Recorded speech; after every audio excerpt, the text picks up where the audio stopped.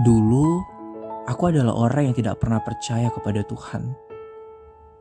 Sampai satu waktu, sesuatu terjadi. Dan itu mengubah hidupku. Halo semua, kenalin, sebut saja namaku Endo. Aku adalah seorang pemuda yang berasal dari Universitas Mula Warman. Dan saat ini, aku sedang berjuang dengan penyakitku, yaitu kanker kelenjar getah bening. Aku bersyukur, sejak kecil, aku selalu diajarkan menjadi anak yang selalu turut akan orang tua. Saya selalu diajarkan untuk terus hanya berfokus pada akademik, demi menggapai cita-cita.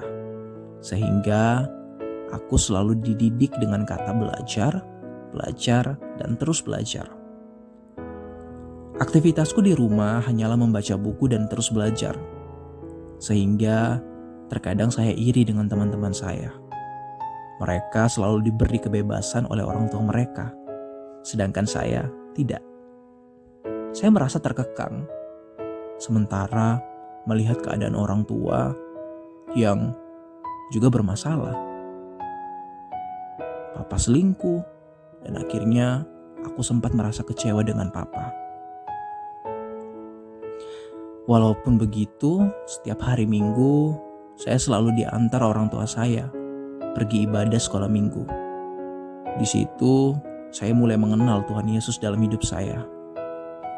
Saya sangat senang mengikuti kegiatan-kegiatan persekutuan di gereja. Namun, saya selalu dilarang untuk bergabung dalam komunitas oleh orang tua saya. Sehingga, saya selalu sedih karena tidak diberi kebebasan seperti rekan saya yang lainnya. Saya selalu membandingkan diri saya dengan teman-teman lainnya. Hingga satu waktu, saya sempat merasa bahwa hidup saya sama sekali tidak berharga. Karena aku telah kehilangan kebebasan. Seiring berjalannya waktu, hingga pada usia yang ke-18 tahun, aku telah berkuliah di salah satu universitas di kota Samarinda. Ya, di Unmul. Dan jarak dari Unmul ke rumah saya itu sangat jauh. Sehingga orang tua saya mempersilahkan saya untuk dapat hidup mandiri di kota Samarinda. Saya ngekos dan saya bisa belajar untuk hidup mandiri. Namun pada saat itu pula, aku mulai untuk belajar hidup bebas. Karena saya merasa bahwa saya telah jauh dari jangkauan orang tua saya. Dan tidak ada lagi yang bisa menghalangi saya. Awalnya pada saat itu, saya masih mendengar apa kata orang tua saya. Nasihat mereka selalu kuingat dalam hatiku. Akan tetapi hatiku berbalik ketika aku bertanya kembali kepada mereka untuk bisa mengizinkan aku bergabung dalam sebuah komunitas Kristen.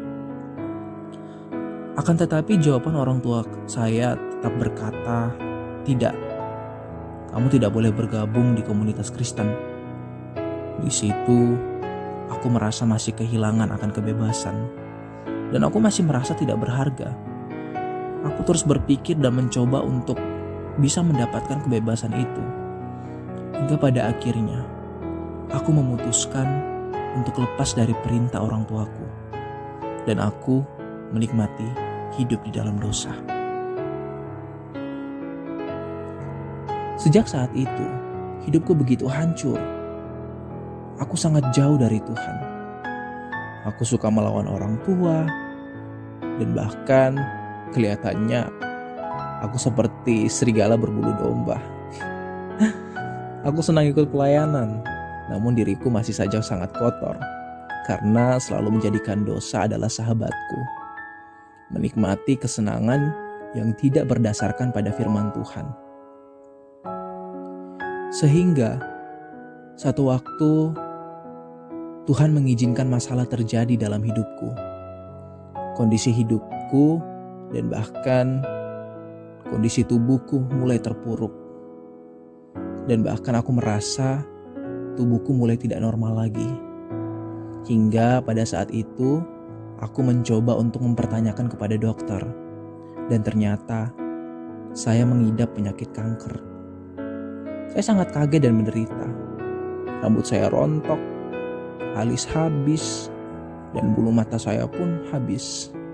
Namun, kemudian saya sadar bahwa masalah yang saya hadapi adalah kendaraan yang Tuhan kirim agar saya dapat kembali ke jalan yang benar dan bisa kembali pada rencana yang Dia inginkan dalam hidup saya.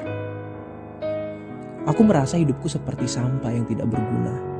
Bahkan aku sempat mempertanyakan, masih adakah kesempatanku untuk kembali seperti dahulu dan layak untuk datang di hadapan Tuhan.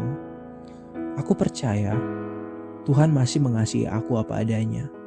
Dan aku percaya Tuhan masih mempunyai suatu rencana yang indah bagi hidupku.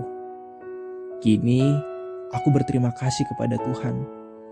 Jika masalah itu tidak diizinkan terjadi dalam hidupku, menimpa aku mungkin tidak akan kembali kepada Tuhan. Dan mungkin aku akan tetap menjadi orang yang sangat jauh dari Tuhan. Kini aku mengerti kebebasan yang sejati. Kebebasan yang sejati hanya ada di dalam kesederhanaan yang Tuhan Yesus telah berikan kepada kita semua. Ini aku, Tuhan Yesus memberkati. Shalom.